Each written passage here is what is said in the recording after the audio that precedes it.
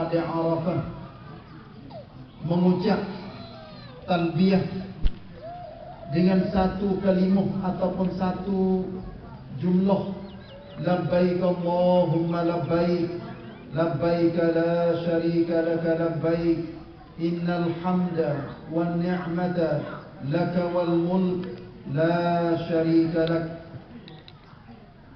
Setelah mereka wukuf di Padang Arafah, mereka berduyun-duyun pergi mabit ataupun bermalai di Muzdalifah. Pada hari ini mereka akan melontar di Al-Jamrah yang dikatakan sebagai hari raya Aidil Adha di tanah suci Makkah Al-Mukarramah, di Al-Madinatul Munawwarah, dan di seluruh dunia. Walaupun sebahagian tempat, sebahagian negara masih lagi tidak berhari raya pada hari ini. Sidang Aidil Adha yang dikasihi sekalian, kita berada dalam suasana hari yang mulia, hari yang Allah berikan sebagai satu hadiah kepada muslimin muslimat untuk berhari raya dan bersukaria dua hari di dalam kehidupan dia, iaitu Aidil Adha dan Aidil Fitri. Maka sangat beruntunglah bagi orang yang menyambut Aidil Adha dengan berpuasa pada hari Arafah, yang mana puasa pada hari Arafah adalah diampunkan dosanya 2 tahun. Sebagaimana hadis Rasulullah sallallahu alaihi wasallam yang Nabi cerita ataupun Nabi ditanya, wasu'ila an shaumi yaumi Arafah faqal yukaffiru sanatal madiyah wal baqiyah. Hadis diceritakan oleh Muslim. Artinya puasa hari Arafah diampun, digugurkan dosa yang telah lepas dan yang lagi akan datang. Begitulah juga kita berada di hari Arafah dan hari raya yang dikatakan Yaumun Nahri, hari untuk kita sembelih binatang-binatang yang berkaki 4. Rasulullah sallallahu alaihi wasallam bersabda, Yaumu Arafah wa Yaumun Nahri wa ayyamut tashriqi Eiduna ahlal islami wa hiya ayyamu aklin wa syurbin. Hadis dikeluarkan oleh Abu Daud. Artinya hari Arafah, hari raya Aidil Adha, dan hari-hari tasyrik, iaitu hari yang ke-11, 12, 13 di dalam bulan Zulhijjah. Wahai ahli-ahli orang-orang Islam semua, Nabi nak cerita katanya itulah hari makan dan hari minum. Oleh itu ikhwah, sidang Aidil Adha yang dikasihi sekalian, syiar kita sebagai hari raya Aidil Adha ialah kita membesarkan Allah Subhanahu wa taala dengan takbir Allahu Akbar, Allahu Akbar, dengan tahlil la ilaha illallah, dengan tasbih subhanallah, tahmid kita sebut alhamdulillah, dan berkorban udhiyah bagi orang yang kuasa dan orang yang mempunyai kelawasan.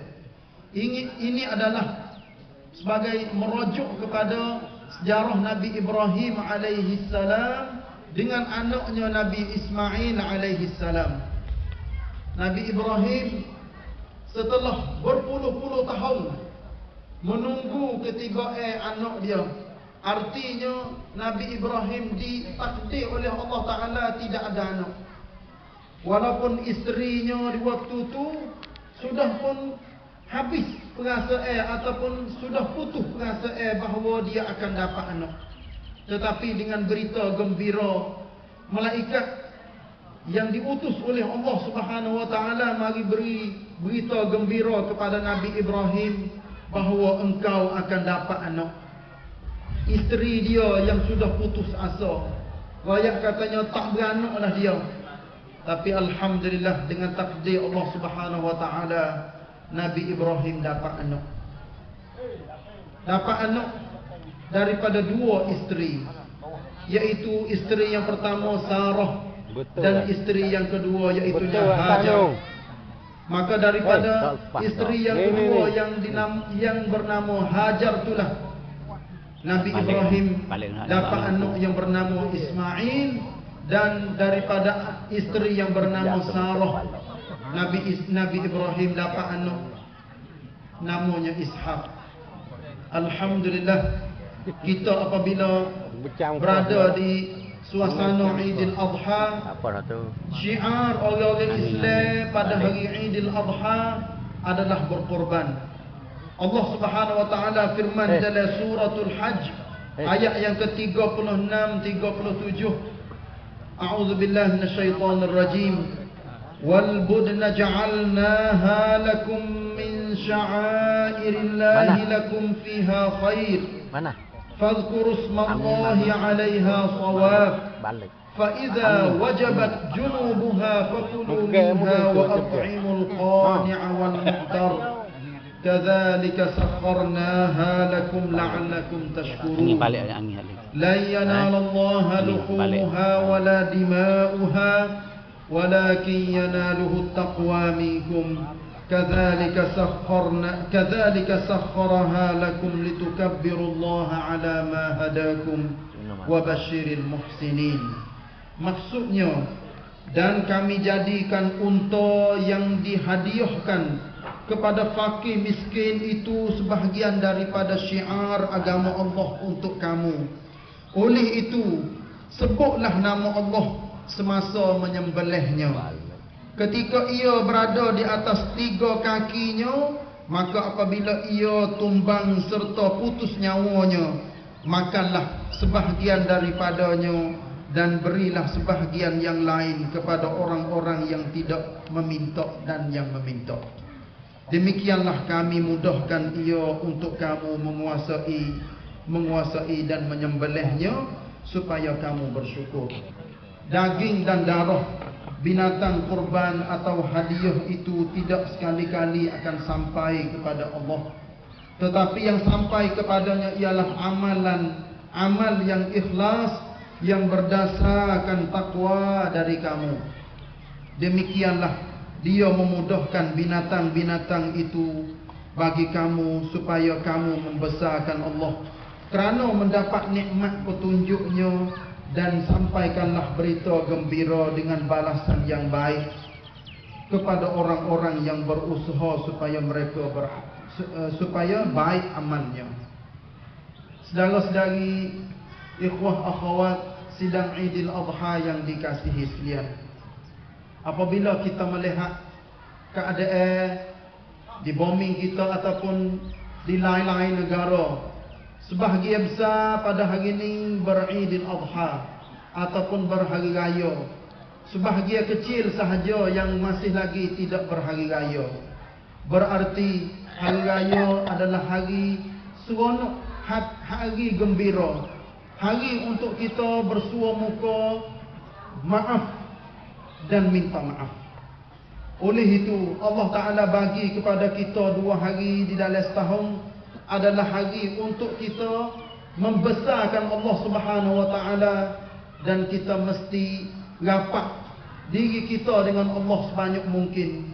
Di samping itu, dengan sesama manusia, marilah kita buat baik, marilah kita seronok dengan keluarga kita, dengan kaum kerabat, dengan waris-waris, dengan jiran dan sekalian muslimin muslimat.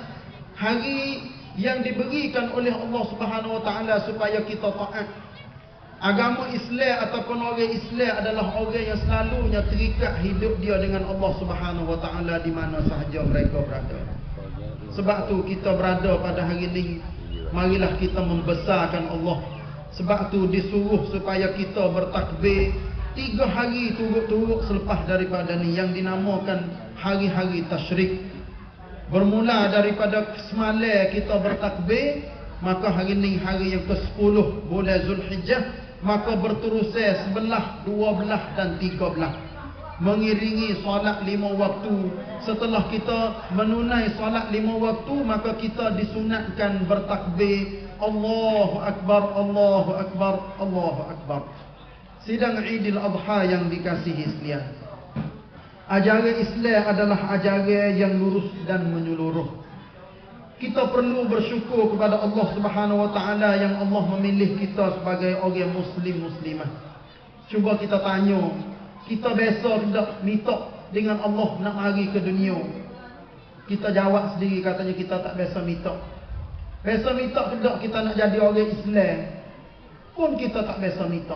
Tapi dengan takdir Allah, Allah pilih kita menjadi orang Islam, keluar daripada keluarga ataupun tubik daripada perut ibu kita yang beragama Islam. Ini adalah satu nikmat yang sangat besar yang Allah beri kepada kita. Kalaulah ditakdirkan kita dilahir dari kalangan orang-orang yang bukan Islam, maka tak temu sama sekali kita dengan kenikmatan Islam dan tidak akan temu dengan syurga.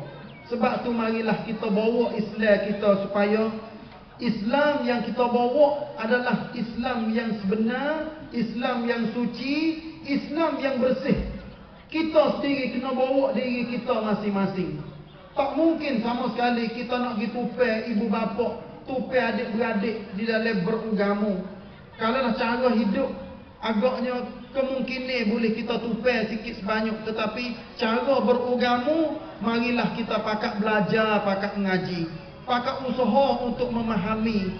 Sebab itulahจิตสำนึกเป็นสิ่งที่สำคัญกับชีวิตทุกคนจะต้องมีจิตสำนึกหากไม่มีจิตสำนึกไม่มีความรู้สึกในหัวใจของเราก็แสดงว่าเราล้มเหลวในการใช้ชีวิตในเมื่ออัลลอฮฺซุบฮานะฮูวะตะอาลาให้โอกาสแก่ทุกคนอยู่บนโลกนี้ในเวลาอันจำกัดสิ่งที่สำคัญที่สุดก็คือเราพยายามใช้เวลาของเราอายุของเราอยู่บนโลกนี้ใช้ให้เป็นประโยชน์มากที่สุดเป็นสิ่งที่น่าเสียดายเป็นอย่างยิ่งสำหรับพี่น้องเราที่ใช้ชีวิตอย่างไม่ถูกต้องเวลาที่อัลลอฮฺซุบฮานะฮูวะตะอาลาให้แก่ทุกคนนั้นย่อมมีค่าเหมือนกัน24ชั่วโมงในแต่ละวันในรอบ1ปี10ปี30ปีจนถึงอายุสิ้นวันสุดท้ายนะครับทุกคนได้เวลาเหมือนกันแต่ได้รับประโยชน์จากอัลลอฮฺซุบฮานะฮูวะตะอาลานั้นอาจจะไม่เหมือนกัน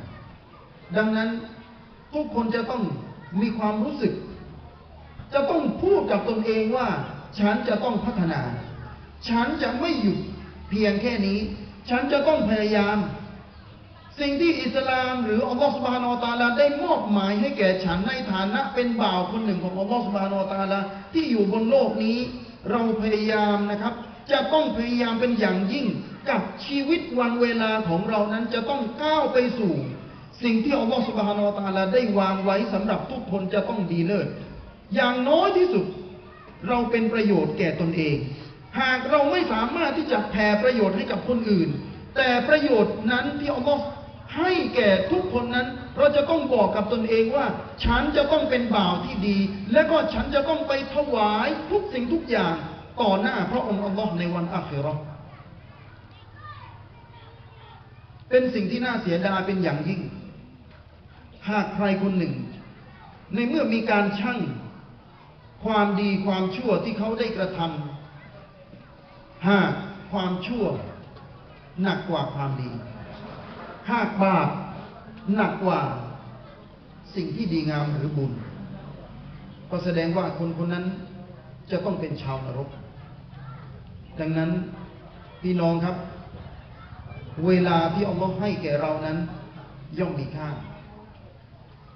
คงไม่มีใครบอกกับตนเองว่าฉันจะอยู่บนโลกนี้ถึง 2-3 ครั้งไม่มีใครเกิดถึง2 ครั้งทุกคนเกิดมาครั้งเดียวแล้วก็ตายครั้งเดียวชีวิตบนโลกนี่แหละเป็นลานทดสอบลานที่อัลลอฮฺซุบฮานะฮูวะตะอาลา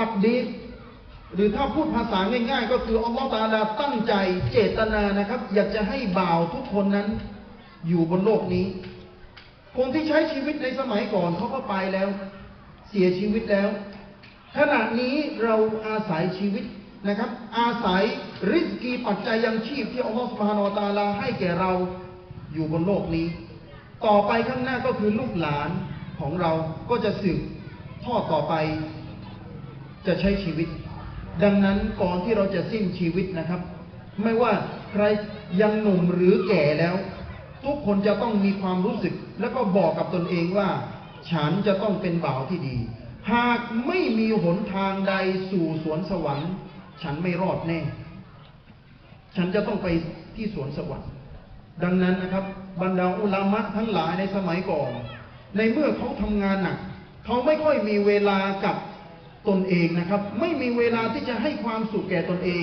อุลามะบางท่านในเมื่อมีการถามว่าท่านเชฟหรือท่านอุสตาดทำไมไม่รู้สึกเหน็ดเหนื่อยหรือกับการทำงานหนักบนโลกนี้อุลามะท่านนั้นบอกว่าฉันจะไปพักผ่อนในสวนสวรรค์อันเป็นแดนที่นิรันดร์ที่อัลลอฮฺซุบฮานะฮูวะตะอาลาให้แก่บ่าวที่เหน็ดเหนื่อยที่ใช้ชีวิตบนโลกนี้ถึงแม้โลกนี้จะไม่มีเวลาพักผ่อนจะไม่มีเวลาที่จะไปสนุกสนานเหมือนกับคนอื่นแต่อัลลอฮฺซุบฮานะฮูวะตะอาลาจะให้ฉันนอนอยู่ในกูโบตลอดกาลจนถึงวันกิยามะฮ์แล้วก็ฉันจะได้พักผ่อนในเมื่อขาของฉันทั้งสองข้างนั้นเหยียบประตูสวรรค์วันนั้นแหละเป็นวันประกาศกับตนเองว่าฉันได้รับชัยชนะแล้วดังที่อัลลอฮฺซุบฮานะฮูวะตะอาลาตรัสไว้ในซูเราะห์อาลอิมรอนองค์การที่183อะอูซุบิลลาฮิมินัชชัยฏอนิรเราะญีม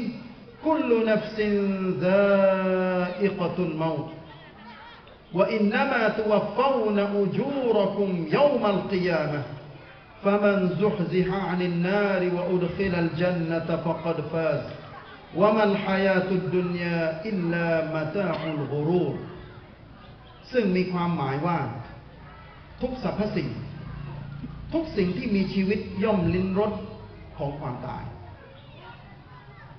เจ้าทั้งหลายสู่เจ้าทั้งหลายจะถูกตอบแทนสิ่งที่เจ้าได้กระทำบนโลกนี้ในวันอาคิเราะห์ใครก็ตามที่หลุดพ้นที่ปลอดภัยจากไฟนรกและได้เข้าสู่สวนสวรรค์คนนั้นแหละเป็นคนที่ได้รับชัยชนะ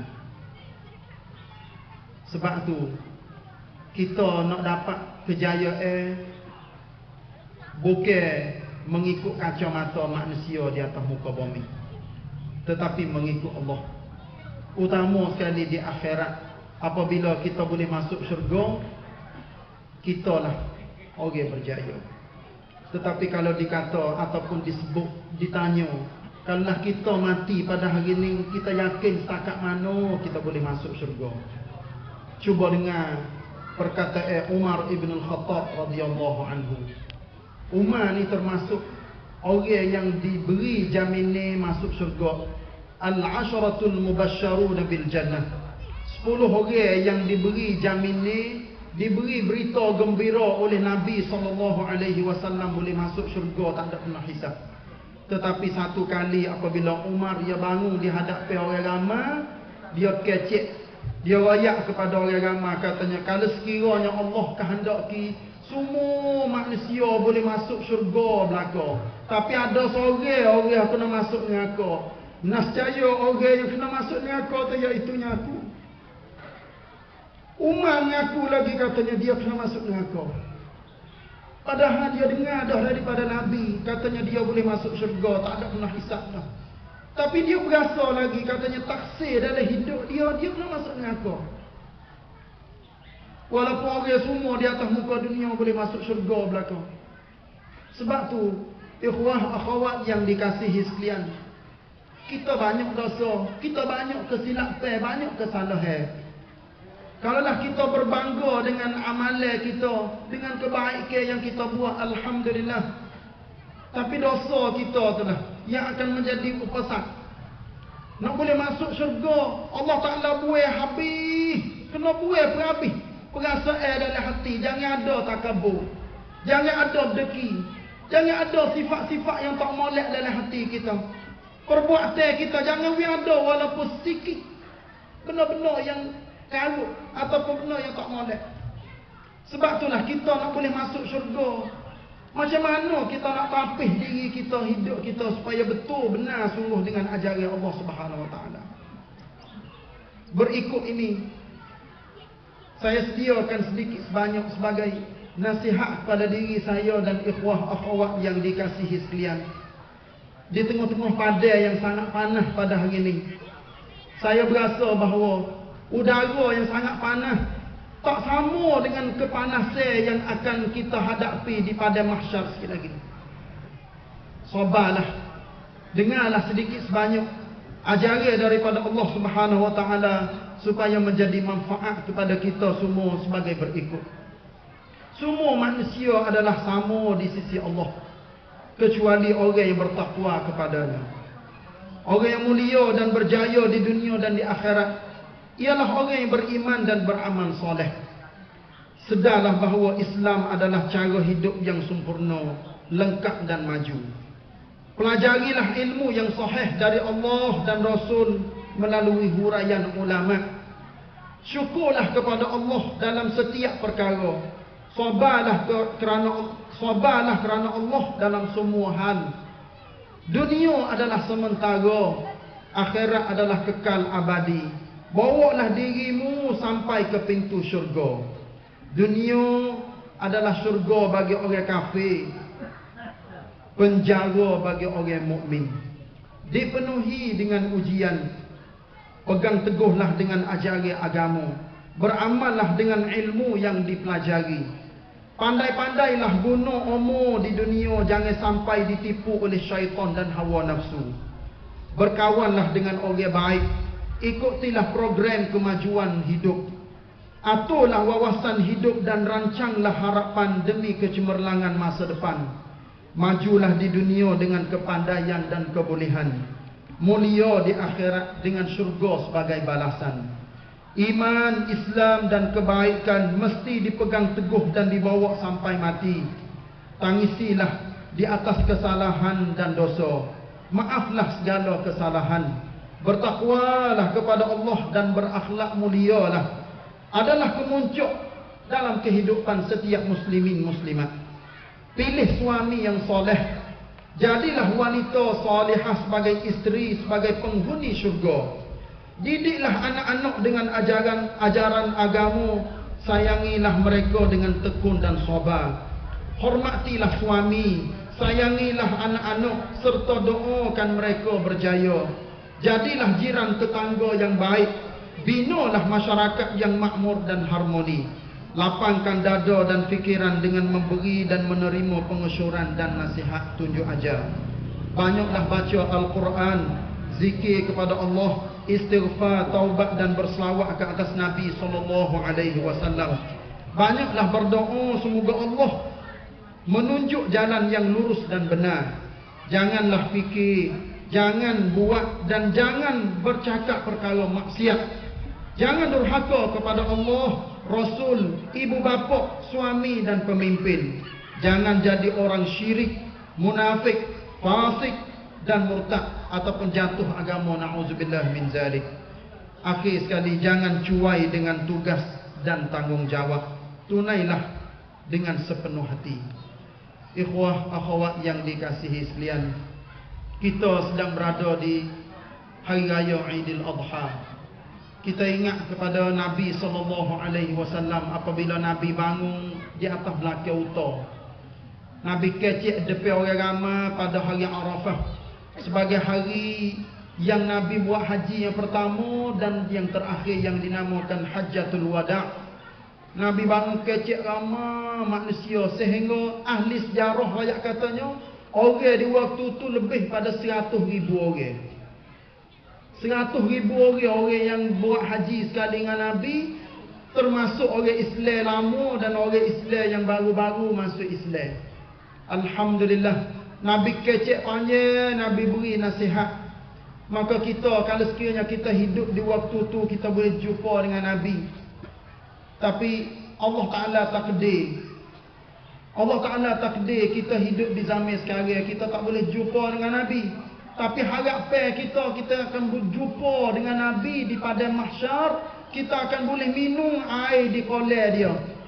Kita akan boleh turut belakang Nabi untuk masuk syurga. Cuba kita dengar satu peristiwa yang saya dapati di dalam kitab Ra'aitun Nabiyya sallallahu alaihi wasallam mi'ata qissah. Di muka 8 dan muka 9. Saya baca, saya berasa bercita-cita dan saya harap ataupun percaya bahawa kita juga kalau sekiranya kita boleh jumpa dengan Nabi, memang orang-orang lelaki semua pakai nak jabat salam belakang. Pakai nak beri salam kepada Nabi, pakai nak kenal diri dia dengan Nabi. Satu perkara yang tiap-tiap orang berasa nak belakang, iaitu nak minta Nabi tolong doa, tolong beri syafaat supaya kita boleh masuk syurga. Tak ada lah tujuan lain. Tidak ada perkataan yang lebih daripada kita beri salam, kita jabat salam dengan Nabi, kita nak minta, wahai Rasulullah, tolonglah saya seorang boleh masuk dalam syurga sekali dengan Rasulullah. Inilah yang dikatakan setiap orang pakat nak lagu tu belakang. Cuba kita tengok sahabat Nabi. Seorang sahabat Nabi, dia berjumpa dengan Nabi. Hadis ni dicerita daripada Aisyah radhiyallahu anha. Jaa rajulun ila an-nabiy sallallahu alaihi wasallam faqala, ya Rasulullah, wallahi innaka la ahabba ilayya min nafsi wa innaka la ahabba ilayya min ahli wa ahabba ilayya min waladi wa inni la akunu fil baiti la adhkuruka فما أصبر حتى آتيك فأنظر إليك وإذا ذكرت موتي وموتك عرفت أنك إذا دخلت الجنة رفعت مع النبيين وإني إذا دخلت الجنة خشيت أن لا أراك. Maksudnya, seorang lelaki mari jumpa dengan Nabi sallallahu alaihi wasallam. Dia rakyat katanya, wahai demi Allah, wahai Rasulullah, sesungguhnya Nabi saya sangat kasih lebih pada diri saya sendiri lagi, lebih daripada ahli keluarga lagi, lebih daripada anak lagi. Apabila saya berada di rumah, saya selalunya ingat kepada Nabi. Maknanya hati dia duduk sekali dengan Nabi, semua duduk mikir. Cuba kita perhati orang yang kita kasih. Kalau lah orang muda-mudi, dia duduk kena di antara lelaki perempuan, dia tengok je. Dia tengok je, kekasih dia buat gapo lah pukul 8 pagi, pukul 12 tengah hari, pukul 10 malam dia buat gapo, duk mimpi-mimpi, duk tertanya-tanya dengan sendiri. Sebab hati dia duduk dengan kasih, dengan orang yang dia kasih. Begitulah juga seorang sahabat ni, dia kasih kepada Nabi sehingga dia mimpi ataupun sebut-sebut di dalam hati dia, dia ingat kepada Nabi. Dia rakyat katanya, fama asbiru hatta atika. Saya tak dapat sabar, hai Nabi. Saya kena mari jumpa dengan Nabi, tengok Nabi. Apabila saya perhati satu hari sikit lagi, saya kena mati, Nabi kena mati. Tapi saya tahu, saya yakin, apabila Nabi masuk di dalam syurga, Nabi diangkat setinggi-tinggi tepat di dalam syurga. Tapi apabila saya mati, saya khawatir. Khawatir di sini, takut saya tak boleh tengok Nabi di dalam syurga sikit lagi. Nabi tak jawab. Tak jawab sepatah pun. Sehingga Jibril waktu turun satu ayat di dalam suratul Nisa, ayat yang ke-69. Wa man yuti'illaha war rasul fa ulaika ma'al ladzina an'ama Allahu 'alaihim minan nabiyyin was-siddiqin wasyuhada'i was-salihin wa hasuna ulaika rafiqa. Nabi jawab dengan ayat ni. Lepas tu kita semua pun kena ambil ayat ni, pasal di dalam hati kita, perasaan kita, hidup kita, insya-Allah kita akan berada bersama dengan Nabi. Maksud dalam ayat ni, sesiapa yang taat kepada Allah dan kepada Rasul, maka orang itu dia akan berada dengan orang-orang yang Allah beri nikmat, yang tergolong daripada Nabi, para Nabi, para siddiqin, orang-orang yang benar, orang yang mudah percaya di dalam ajaran agama, orang yang selalu beramal dengan ajaran agama, wasyuhada, dan orang-orang yang mati syahid, dan orang-orang soleh, wa hasuna ulaika rafiqa, dan mereka itulah sebagai kawan ataupun teman yang sangat baik. Sebab itu ikhwah yang dikasihi sekalian, sempena dengan kita berada di Aidil Adha pada tahun ni 1435 Hijrah, marilah kita pakat pasal azam hidup kita bahawa kita akan menjadi hamba Allah yang baik, taat kepada Allah, taat kepada Rasul, dan jadikanlah kita daripada golongan orang-orang yang soleh, insya-Allah. A'udzubillahi minasyaitonirrajim. Bismillahirrahmanirrahim. Wa man yu'azzim sya'airallahi fa innaha min taqwal qulub. Artinya, dan sesiapa yang menghormati syiar-syiar agama Allah, maka dialah orang-orang yang bertakwa, kerana sesungguhnya perbuatan itu satu kesan dari sifat-sifat takwa hati orang-orang mukmin. Suratul Hajj ayat 32. Barakallahu li wa lakum fil Qur'anil azim, wa nafa'ani wa iyyakum bima fihi minal ayati wa dzikril hakim, wa taqabbala minni wa minkum tilawatahu إنه هو السميع العليم. أقول قولي هذا وأستغفر الله لي ولكم ولسائر المسلمين والمسلمات من كل ذنب فاستغفروا إنه هو الغفور الرحيم.